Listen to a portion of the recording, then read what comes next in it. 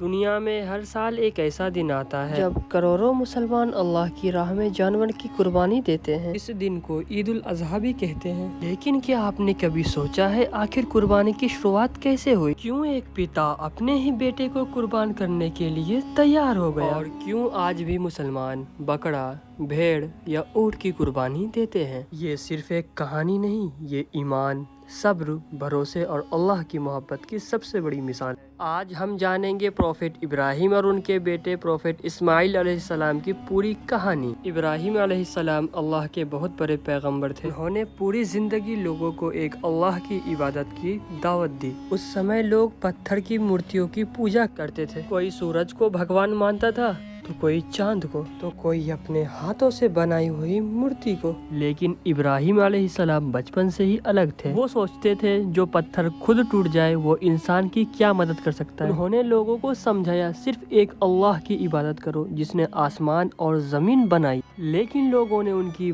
بات نہیں مانی، یہاں تک کہ راجا نمرود نے انہیں آگ میں پھینک دیا۔ لیکن اللہ تعالیٰ نے آگ کو ٹھنڈا کر دیا۔ اس دن پوری دنیا نے دیکھا جو انسان اللہ پر بھروسہ کرتا ہے اللہ اس کی مدد ضرور کرتا ہے۔ کئی سال گزر گئے، ابراہیم علیہ السلام بوڑھے ہو چکے تھے لیکن ان کی کوئی اولاد نہیں تھی۔ انہوں نے اللہ سے دعا کی، اے میرے رب مجھے ایک نیک اولاد عطا فرما، اور پھر اللہ نے انہیں ایک بیٹا دیا۔ ابراہیم بہت خوش ہوئے، اپنے بیٹے سے بہت محبت کرتے تھے۔ وہ اسے گود میں کھلاتے تھے، اپنے ساتھ لے کر چلتے تھے اور اللہ کی باتیں سکھاتے۔ دھیرے دھیرے اسماعیل بڑے ہونے لگے، پتا اور بیٹے کے بیچ گہرا پیار تھا۔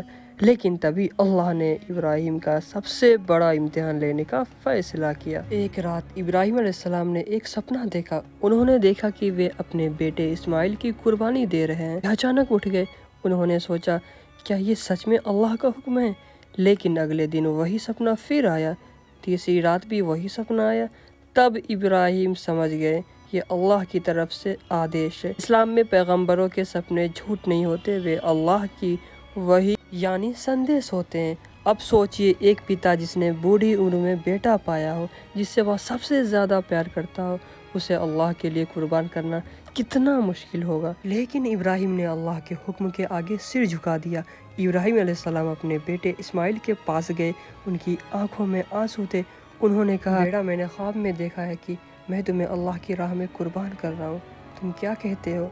کچھ پل کے لیے سناٹا چھا گیا، لیکن اسماعیل علیہ السلام نے جو جواب دیا وہ ہمیشہ کے لیے اتہاس بن گیا۔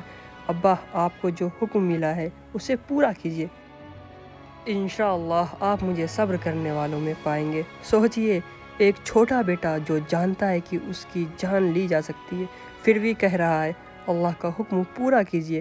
یہ صرف قربانی نہیں تھی، یہ اللہ پر پورا بھروسہ تھا۔ ابراہیم علیہ السلام اپنے بیٹے کو لے کر میدان کی طرف چل پڑے۔ راستے میں شیطان نے انہیں روکنے کی کوشش کی۔ اس نے کہا تم اپنے بیٹے کو کیوں مار رہے ہو؟ لیکن ابراہیم علیہ السلام نے شیطان کی بات نہیں سنی۔ آج حج میں جو شیطان کو کنکڑی مارنے کی رسم ہوتی ہے وہ اسی گھٹنا کی یاد ہے۔ پھر وہ وقت آ گیا، ابراہیم نے اسماعیل کو زمین پر لٹایا تاکہ بیٹے کا چہرہ دیکھ کر دل کمزور نہ ہو جائے۔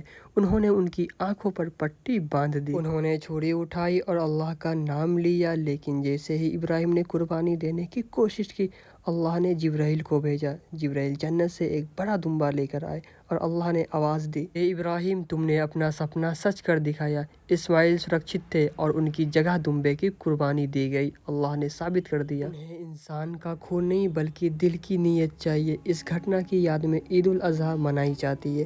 اس دن مسلمان جانور کی قربانی دیتے ہیں، لیکن اس قربانی کا اصلی مطلب صرف جانور کاٹنا نہیں ہے۔ اصل مطلب ہے اللہ کے حکم کو سب سے اوپر رکھنا، اپنی سب سے پیاری چیز بھی اللہ کے لیے چھوڑ دینے کا جذبہ رکھنا، غریبوں کی مدد کرنا اور دل کو گھمنڈ سے صاف رکھنا۔ قربانی کا گوشت غریبوں میں بانٹا جاتا ہے تاکہ ہر انسان خوشیوں میں شامل ہو سکے۔ پروفیٹ ابراہیم علیہ السلام نے ہمیں سکھایا اللہ پر بھروسہ کبھی مت چھوڑو، اور پروفیٹ اسماعیل علیہ السلام نے سکھایا صبر اور آگیا کاریتا انسان کو مہان بناتی ہے۔